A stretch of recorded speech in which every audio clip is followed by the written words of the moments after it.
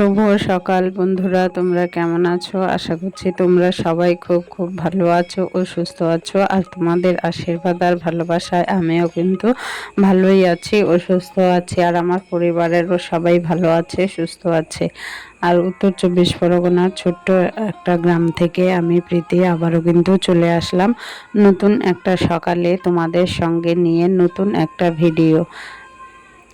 তা চলো সংসারের কাজকর্মগুলো শুরু করে দিই। কাজকর্মগুলো করার আগে দেখো, ওই ঘরের কিন্তু দরজা জানলাগুলো সব বন্ধ ছিল। আমি কিন্তু দরজা জানলা সব খুলে দিলাম। আর তার আগে কিন্তু আমি সকালবেলায় ঘুম থেকে উঠে আজকে কোনো কাজকর্ম করিনি। আগে দুষ্টুকে স্কুলে দিয়ে এসেছি। দিয়ে এসে তারপরে কিন্তু এখন আমি আমার কাজকর্মগুলো শুরু করে দিলাম। আসলে কি বলতো, এই যে এইদিকে খাটের এই পাশে, মানে খাটের এই কি বলবো, ডান দিক বলবো না বাঁ দিক বলবো বুঝতে পারছি না, মানে ডান দিকেই বলতে পারো। ডান দিকে যে ওই যে বিছানাটা দেখছো, এই যে ঝাড় দিচ্ছি জানলাটা, এই জানলাটা আসলে ওই পাশের বাড়িতে না ওরা কাজ করছে। কাজ করতে গিয়ে লোকের যে এত অসুবিধে করতে পারে, ওদের না দেখলে না সেইটা বোঝা যায় না। মানে যতবারই কাজকর্ম করবে ততবারই পাশের জনের অসুবিধে সেইটা সব সময় ওরা করতে পারে। আমরা সাধারণত দেখেছি, অনেককেই দেখেছি যে নিজের বাড়িতে কাজ করলে পাশের বাড়ির যেন কোনো অসুবিধে না হয় সেই দিকে খেয়াল রাখা। আর আমাদের এইখানে হচ্ছে ঠিক উল্টো। আমাদের হচ্ছে পাশের বাড়ির কাজ করলে মানে এক বাড়িতে কাজ করলে আরেক বাড়ির কি করে অসুবিধে হবে সেইটা ওরা খুব ভালো রকম জানে। মানে ওদেরকে না বললেও ওদেরকে শোনানো যায় না। এক ধরনের বলতে পারো, কি বলবো, যে ঘাটতেরা মানুষ হয় না, সেই রকম এক ধরনের ঘাটতেরা মানুষ বলতে পারো। মানে নিজের কাজটা করার জন্যে, নিজের কাজ হাসিল করার জন্যে না ওরা যে কোনো কথা শুনতে পারে। মানে যে যাই বলুক না কেন ওই সব ওরা কানে তোলে না। আর এই যে দেখো, এই যে দুটো বালিশ বের করেছিলাম, মানে আগের দিন সেই বলেছিলাম তোমাদের আগের ভিডিওতে যে আমার দাদা বৌদি এসেছিল, সে বালিশগুলো বের করেছিলাম। আসলে ওই বালিশে না আমরা কেউ বলতে আমি তো একদমই শুতে পারি না। শুলে আমার প্রচণ্ড ঘাড় যন্ত্রণা করে। আর দুষ্টু শোনাই, ওরা তো ছোট, এত উঁচু বালিশে কিন্তু ওরা মাথা দিতে পারবে না। আর আমি তাই দিতে পারি না, আমার প্রচণ্ড ঘাড় যন্ত্রণা করছিল এর আগের দিন। মানে তোমাদের দাদা ভাই বাড়িতে আসার পরে আমি হচ্ছে একটা বালিশ বের করে দিয়েছিলাম। তারপরের দিন ভাবলাম যে আমি একটু শুই, তারপরের দিন কভারটা ধুয়ে বালিশটা একটু রোদ্রে দিয়ে তুলে রাখবো। সেই জন্য সেই দিন শুয়ে সারা রাত আমার ঘাড় হাত প্রচণ্ড যন্ত্রণা করেছে, ঘুমোতে পারিনি একদম। আর এমনও হয়েছে রাত্রে মাঝরাতে উঠে বরফ ডলতে হয়েছে এইরকম। বরফ ডলেও কিছু কাজ হয়নি।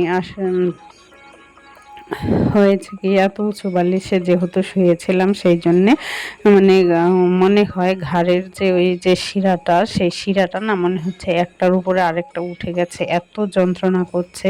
সেই সারা রাত সেদিন কিন্তু ঘুমোতেই পারিনি। ওই যে এই ঘটনা আমার সঙ্গে হয়েছে তার থেকে কিন্তু আমি উঁচু বালিশে আর শুই না, মানে মাথা দিই না।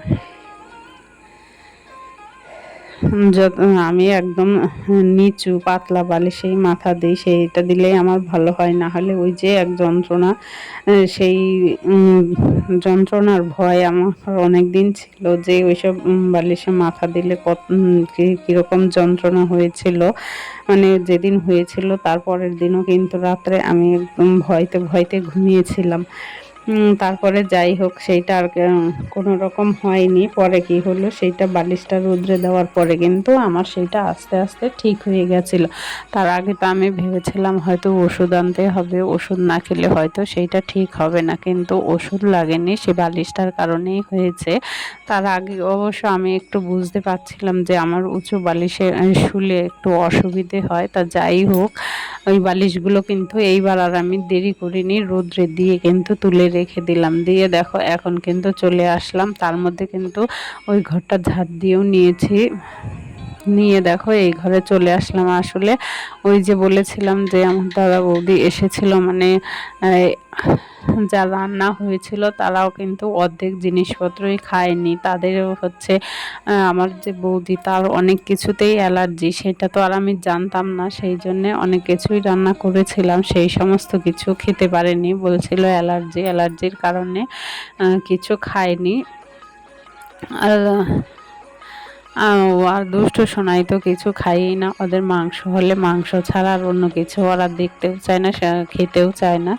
তাহলে হচ্ছে আমরা দুই ভাই বোন খাওয়ার মধ্যে, তা আমার দাদাও কিন্তু হচ্ছে এই দুপুরবেলায় যে তরকারিটা খায় সেইটা কিন্তু আবার রাত্রে খায়নি, সেই জন্যে ফ্রিজে না দু তিন রকম তরকারি ছিল, জমা হয়ে গেছিলো, সেই সমস্ত দিয়ে কিন্তু কালকের দিনটা কাটিয়েছিলাম। আর এই যে ভাতগুলো দেখেছো, ভাতগুলো কিন্তু গরম করতে বসিয়েছি, মানে কালকে তো তরকারি রান্না করিনি, শুধু ভাত করেছিলাম, তা কালকে আবার ভাত থেকে গেছে, তা ভাবলাম যে ভাতগুলো গরম করি, গরম করে আলু ভাজা টাজা কিছু করে খেয়ে নেব, সেই জন্যেই ভাতগুলো গরম করে নিচ্ছিলাম। আসলে ভাত যতক্ষণ শেষ না হবে আজকে দুপুরবেলা ভাত রান্না করব না, এই ভাতগুলোও তো খেতে হবে, তাই না? আর এখন জিনিসপত্রের যা দাম, কোনো কিছু নষ্ট করলে তো হবে না। আর আমাদের মতো মধ্যবিত্ত পরিবারের ঘরের বউদের কিন্তু 2 টাকা সঞ্চয় করতে গেলে অনেক কষ্ট করেই সঞ্চয় করতে হয়, তাই না? কষ্ট করে যখন সঞ্চয় করতে হয় তখন কিন্তু এইভাবে নষ্ট করাটা ঠিক হবে না বা ঠিক হয় না, তাই না? সেই জন্যে কিন্তু ভাতগুলো আবার গরম করলাম, করে কিন্তু সকালবেলার খাওয়া দাওয়াটা শেষ করে দেবো। তো সকালবেলায় খাবো ঠিক আছে, কিন্তু আগে দুষ্টুকে স্কুল থেকে নিয়ে আসবো, নিয়ে আসার পরে কিন্তু সকালবেলার খাওয়া দাওয়া সারবো। আর এই যে রান্নাঘরেও দেখতে পেলে ওই যে বিছানাটা কিন্তু আমি তুলে তারপরে গ্যাস মুছে নিয়েছি, তোমরা দেখতেই পেলে, সমস্ত কিছু করে কিন্তু এখন আমি ঘরটা ঝাড় দিয়ে নিচ্ছি, ভালো করে ঘরটা ঝাড় দেবো। ঝাড় দিতে না খিদেও পেয়ে গেছে, আসলে সকালবেলা থেকে অনেক কাজ করেছি। আর আজকে সকালবেলায় কিন্তু অন্যদিন যেমন সকালবেলায় দুষ্টুকে স্কুলে দিতে যাওয়ার সময় 1 কাপ চা অন্তত খেয়ে যাই, আজকে কিন্তু সেই চাটা কিন্তু খাওয়া হয়নি। কেন জানো তো, সেই মানে চিনি ফুরিয়ে গেছিলো, চিনিটা না ঠিক কালকে আনতে ভুলে গেছিলাম, সেই জন্যে কিন্তু আজকে সকালবেলার চা খাওয়াটা হলো না। চা খাওয়া হলো না বা অন্য কিছু খাবো, ধরো ছাতু ছিল, ছাতু খাবো, ছাতুও না আমি ঠিক চিনি ছাড়া খেতে পারি না, সেই জন্যে ছাতুও খাওয়া হলো না। তাই কি আর করা যাবে, অভাবের সংসারে এই সমস্ত তো প্রায় সব সময়ই লেগে থাকে, সেইটা ধরে রাখলে চলে না, বা ধরে বসে থাকলেও চলে না। তা যাই হোক, দেখো আমি ঘরটা ঝাড় দিয়ে ওই যে রাত্রের কিছু বাসন পড়েছিল সেইগুলো কিন্তু আগে মেজে নিলাম, মেজে নিয়ে উপর করে রেখেই সমস্ত কাজকর্ম করছিলাম। তাই এখন আবার হচ্ছে সেই বাসনগুলো দেখো ঝুড়ির মধ্যে একটা একটা করে গুছিয়ে রেখে দিচ্ছি।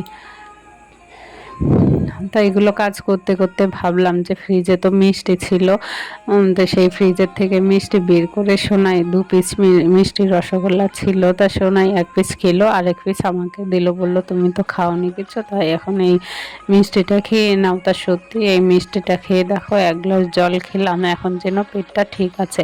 আর এই যে দেখো আমি সকালবেলার যে বাসি নাইটিটা চেঞ্জ করেছিলাম সেইটা কিন্তু এতক্ষণ ধোয়া হয়নি, এখন ধুয়ে এই যে দেখো মেলে দিলাম। আর জানো তো বন্ধুরা, আজকে এত রোদ উঠেছে, রোদ দেখলে মাথা খারাপ হয়ে যাচ্ছে। আর এই যে আমি কালকে এই যে গাছগুলো লাগিয়েছিলাম, আসলে সবাইকেই দেখি ভিডিওতে এই সমস্ত কি মানি প্লান্ট, স্নেক প্লান্ট, আরও কি সমস্ত অ্যালোভেরা আমার এইখানে আছে, আরও অন্যান্য গাছ অনেকেই লাগায়, কিন্তু সবার ওইগুলো দেখতে না আমার খুব ভালো লাগে, সেইটা দেখেই বলতে পারো আমি এইগুলো লাগানোর চেষ্টা করেছি। আর তার মধ্যে কিন্তু আবার গেছিলাম বাজারে গিয়ে বাজার করেও নিয়ে এসেছে। ঘরে কিন্তু একমাত্র আলু ছাড়া কিছুই ছিল না, সেই জন্য আলু ছিল আর 2-4টে পটল ছিল, কিন্তু 2-4টে এই যে দেখো যে পটলগুলো লাল লাল দেখতে পাচ্ছ সেইগুলো কিন্তু আগের ছিল। তো চলো আমি সবজিগুলো গুছিয়ে নিই, আর ততক্ষণ কিন্তু তোমরা ভিডিওটা দেখতে থাকো। আর যদি আমার ভিডিওটা একটুকু ভালো লাগে তাহলে কিন্তু অবশ্যই একটা লাইক করো। তোমাদের একটা লাইক আমাকে পরবর্তী ভিডিও বানাতে উৎসাহিত করে।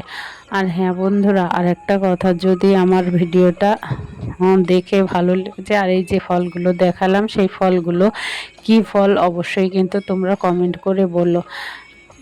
আর এই যে আজকে হচ্ছে রান্না করেছি পটল ভাজা, আর এই যে গুলে মাছ, তোমরা চেনো কিনা জানি না, আমাদের এদিকে গুলে মাছ এই মাছগুলোকে বলে। ওই যে গুলে মাছের ঝোল, আর ওই যে কেওড়ার হচ্ছে টক বলবো না চাটনি বলবো বুঝতে পারছি না, তা যাই হোক এই যে কেওড়ার টকই বললাম। আর ওইদিকে একটা ছোট্ট হাঁড়িতে ভাত রান্না করেছি, ভাত না একদম খাওয়াই হচ্ছে না সেই জন্যে। আর যদি তোমরা কেউ চাও আমার পরিবারের একজন সদস্য হবে, তাহলে অবশ্যই আমার চ্যানেলটাকে সাবস্ক্রাইব করে আমার পাশে থেকো, আমার পরিবারের একজন মিষ্টি সদস্য হয়ে থেকে যেও। তা আজকের মতো ভিডিওটা এইখানেই শেষ করছি। ফিরে আসবো নতুন একটা সকালে, নতুন একটা ভিডিও তোমাদের সঙ্গে নিয়ে। ততক্ষণ তোমরা সবাই ভালো থেকো, সুস্থ থেকো, টাটা বাই।